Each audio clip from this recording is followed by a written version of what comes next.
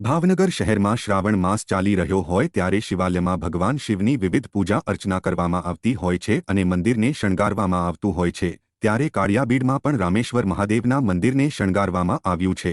ભાવનગરના કાળિયાબીડમાં આવેલા રામેશ્વર મહાદેવના મંદિરને રોશનીથી શણગારીને શ્રાવણ માસ નિમિત્તે ભવ્ય ઉજવણી થઈ રહી છે।